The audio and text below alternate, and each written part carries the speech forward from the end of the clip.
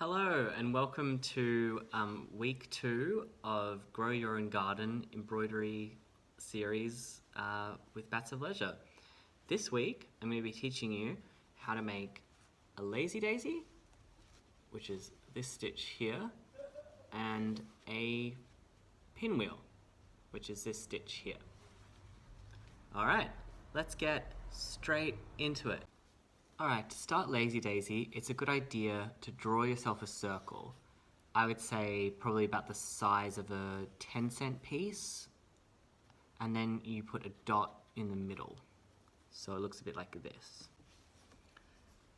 Okay, now, so you've got your needle and thread already, and we're coming up in the center of that dot that you drew in the middle of your circle.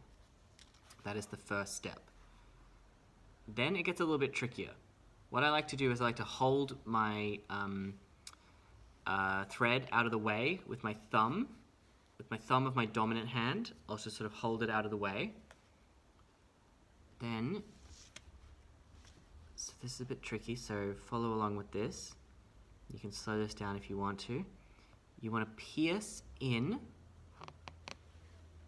near where you came up, but not exactly. And then you want to, using your index finger to sort of make a little mound in the fabric, you want to get into this position with your needle. So you've pierced through there and you're coming out at the end of your circle. Then, this is a very important step, you will loop the thread that you were holding under your dominant hand's thumb over the needle. Then, and only then, will you pull through, and then you should be creating a loop like this. When you see your loop start to close, you want to be very delicate and careful. You don't want to pull too tight. You want it to look like a nice teardrop shape. Then you come back up in the middle, and then it's just a process of doing that again and again, spreading your petals out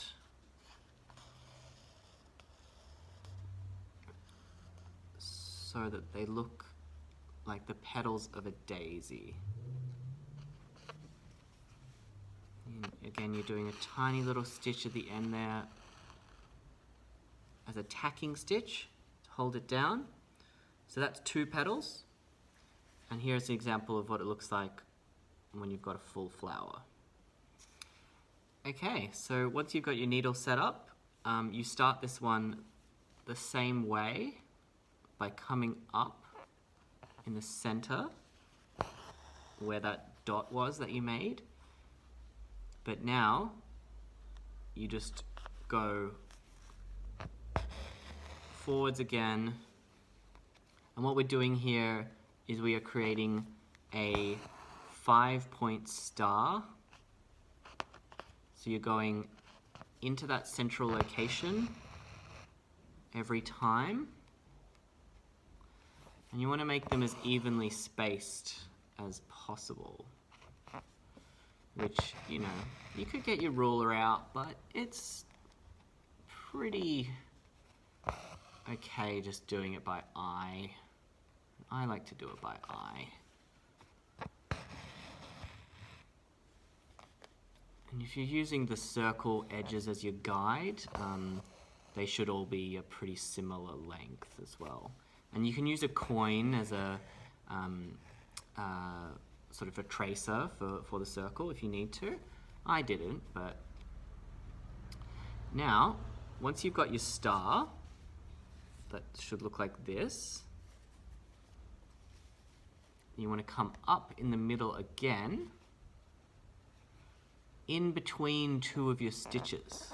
So,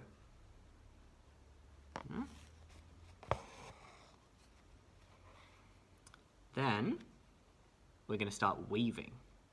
And what I mean by that is that we're going to go underneath these already existing stitches, and we are going to go under, and then the next one we're going to go over, and we're going to go under the next one. So every second one, you are going under.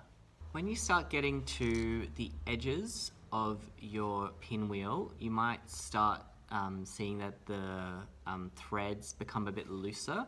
So I would recommend that while you're pulling it through, sort of have your thumb on your pinwheel and be sort of like pushing it down as you build it up. You know? And then, so we're nearly sort of done with this pinwheel. I'll show you how to cast it off. See, I'm sort of holding it down. Alright, so this is like pretty much done. What you want to do to cast off is you just go diagonally underneath your pinwheel.